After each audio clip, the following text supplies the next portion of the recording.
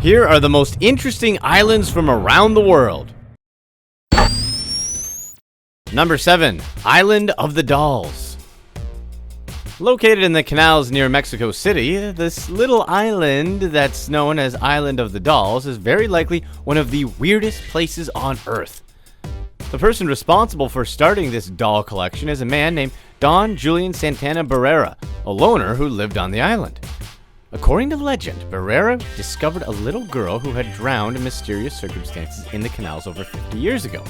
He also found a doll floating nearby and, assuming it belonged to the deceased girl, hung it from a tree as a sign of respect. Barrera somehow blamed himself for not being able to save her life. Supposedly, Barrera began to hear whispers, footsteps, and the painful cries of a woman in the darkness even though his hut was miles away from civilization. Apparently driven by fear, he hung more toys from the trees to protect himself from her ghost and spent the next 50 years decorating the woods in a desperate attempt to make the little girl happy.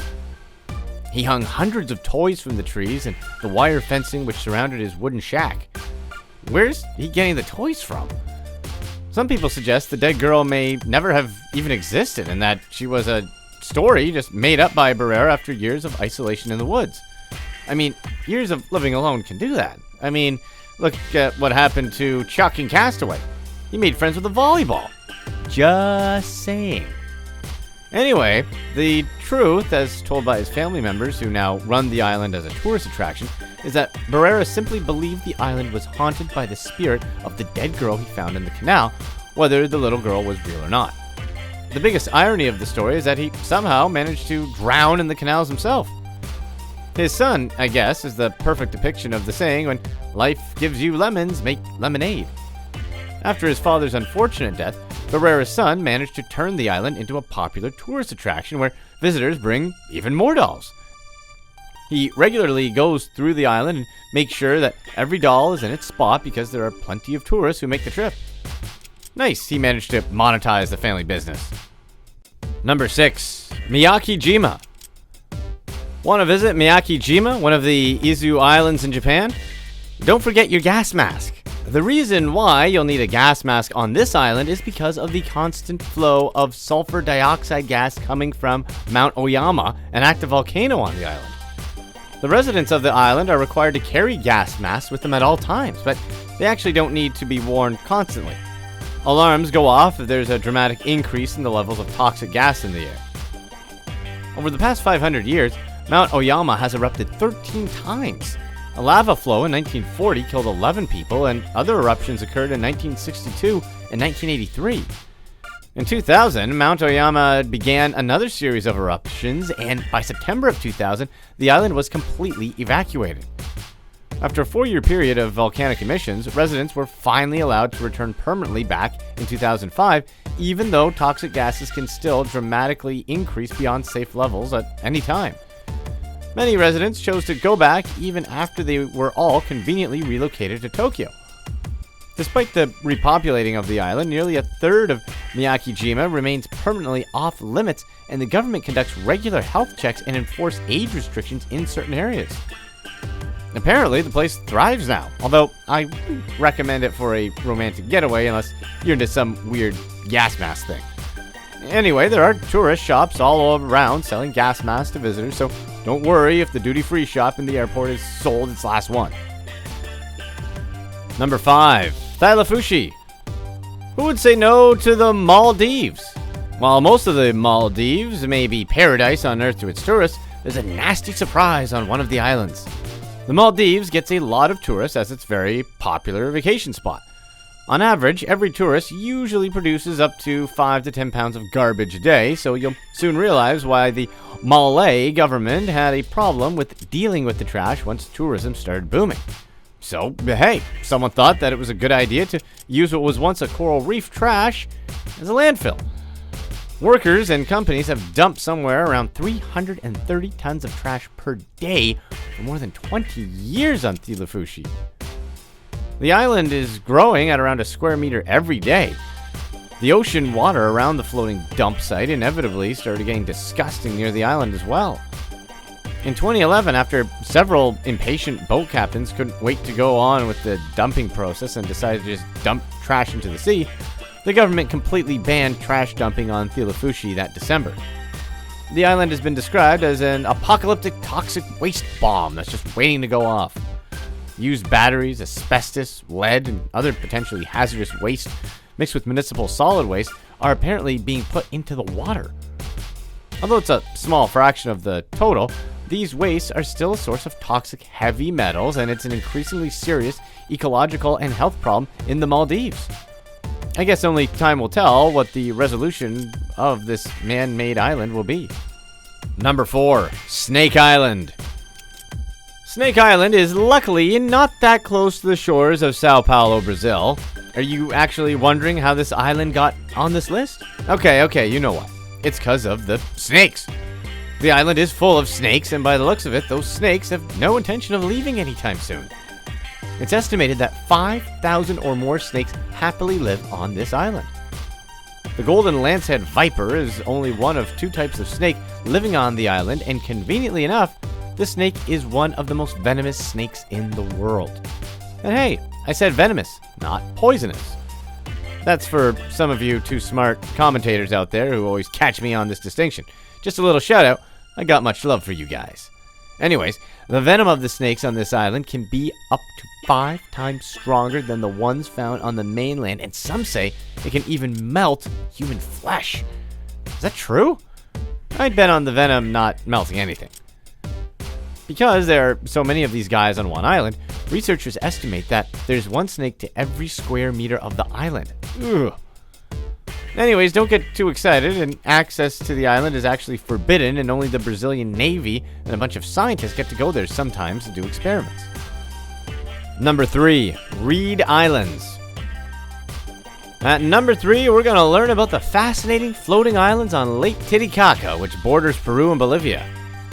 The Uru people started making these islands as a way to escape the much more powerful Incas and other tribes in the past. Kinda made a lot of sense if you ask me.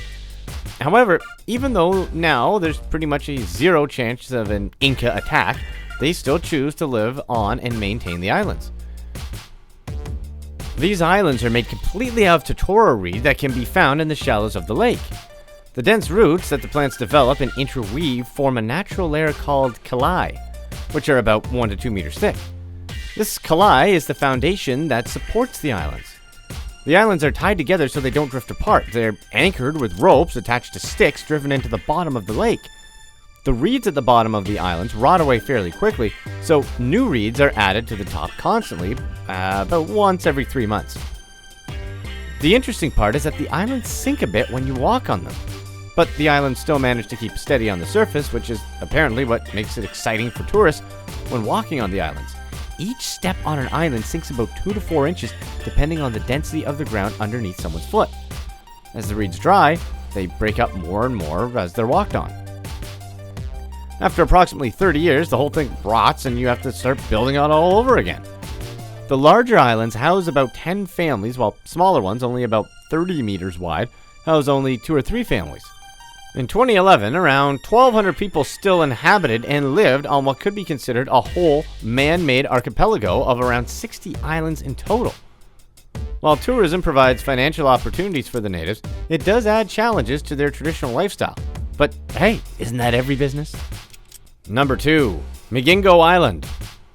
When you hear about an island in the middle of Lake Victoria, which is the largest tropical lake in the world, you kind of expect to see at least a few palm trees lining up a white beach or something like that. Well, not in this case. MIGINGO Island is infamously known as a place having, quote, Africa's smallest wharf. The island has a surface area of around 2,000 square meters and has more than enough residents to it for its size.